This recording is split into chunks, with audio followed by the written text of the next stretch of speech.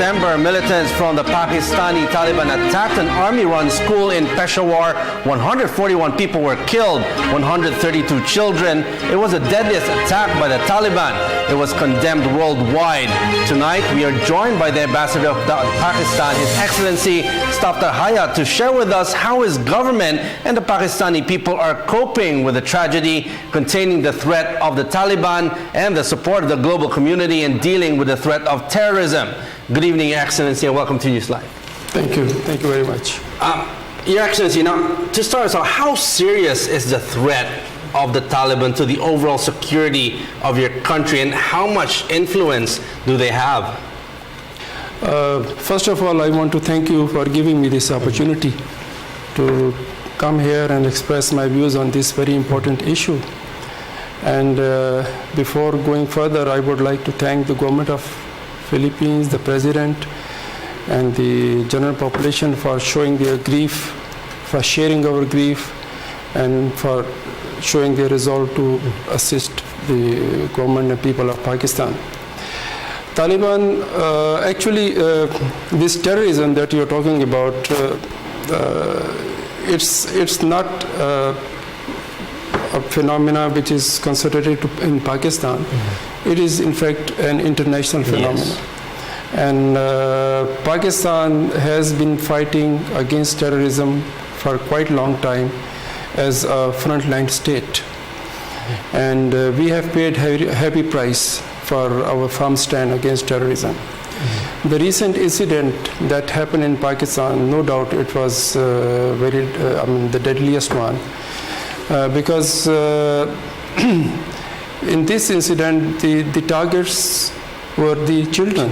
Yes. The terrorists, they came with, the sole target was to kill the children, whereas it had not been so in the past. It was indiscriminate in the past. They would come and look for any soft target and attack. How do you come into terms with such an act like this and aiming it at children? Of course, there is sorrow. People are grieved. People have lost their young ones, and it is very difficult to tolerate this. But if you look at what has happened, and in its aftermath, this incident has in fact helped people come together. There is more unity now. It has strengthened the resolve of the public, of the army, to go after these terrorists and to defeat them. Mm-hmm. I would say that a terrorist who wanted to sow fear or to, reduce the resolve of our army men, mm-hmm. they have failed. Their cowardice, this act, I would call it a coward act, because they were not able to face the army, and they were looking for their soft target, and they found that target in their children. So they have failed. And now all the government, the people, army, and other civil agencies, they are united. Mm-hmm. And just to tell you that the government has formed several committees, and there is a national plan against terrorism. Mm-hmm. And these committees are very high-level committees, and they have been given specific tasks. And the aim is to address this issue at all levels, mm-hmm. not to concentrate on one thing or another, but to concentrate on each and everything that gives rise to terrorism. Mm-hmm. Now, could you just give us a little bit of an overview of what kind of tasks are these? Yeah. First of all, the government of Pakistan in the past tried to have negotiations with the terrorists. Mm-hmm. But that didn't work, because whenever we had negotiations with them, they would utilize that opportunity to regroup, to strengthen themselves, to acquire more arms, and then they would strike. Mm-hmm. So this, when it happened twice or thrice, the government realized that negotiations are of no use. It was totally useless. Then mm-hmm. the government started an all-out operation mm-hmm. against these militants.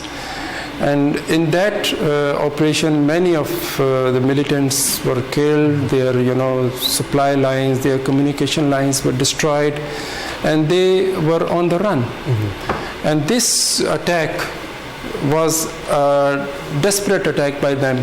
They did it in their desperation because they could not face the army. They were on the run. Their whole system was destroyed.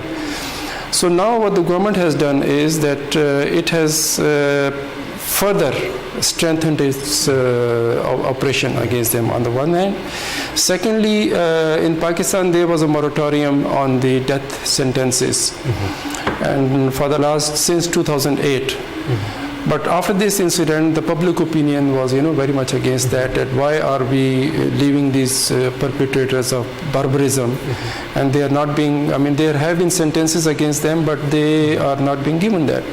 So the government has lifted that moratorium. There is hue and cry by human rights agencies, West and other countries. But the thing is that we have to set our own house in order, and it is we are facing the problem. It is our children who are being killed. So how can we spare these people? And you cannot negotiate with people who have no respect for even for the children. Definitely. And the worst thing was that after this incident, they were justifying this attack. How can you justify? How can you justify? Something like that. I would say that they are not even humans. What to talk of? Muslims or some other. Your Excellency, now having said all that, how does your government now label the Taliban, and how much influence do they have in your country? One thing I just wanted to clarify. These Talibans. We are not against Talibans, and our operation is not against Talibans. It is the TTP, that is Tariq-e-Taliban Pakistan. Talibans are mostly concentrated in Afghanistan. TTP is in Pakistan. Is there a difference? I think Taliban came first and TTP came after that. And they must be having some contacts because their ideology is more or less the same and their tactics are the same. But now it appears that the TTP is working more on its own, because in this recent incident, even the Talibans, they condemned. They asked them not to target the civilians or the innocent people.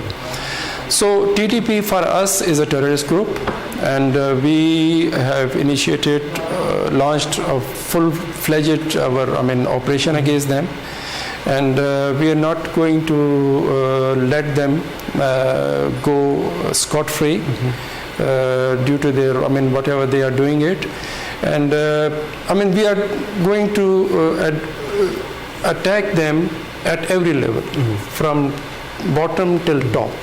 Whatever comes in front of us, these committees that have been formed, because for example, if there is somebody who is distributing hate material, he will not be allowed. There are institutions which are considered to be breeding these Talibans, TTP so we are going to regulate them, to register them. And likewise in the media and elsewhere, these actions will be taken so that they don't have any sympathizers, they don't have any finances, their supporters are not there, and they are tackled in a proper manner. It looks like in Pakistan you have a clear-cut strategy on how to go against this group. Now, how much international help is coming into play? There is cooperation going on with different countries, definitely, and there is support because, as I said, that it is an international phenomena and cannot be tackled by one country. So we have support. We have support from other countries. There is exchange, but I think there is much more what is required. Because this present group, which took the responsibility, they have their bases outside Pakistan, in Afghanistan.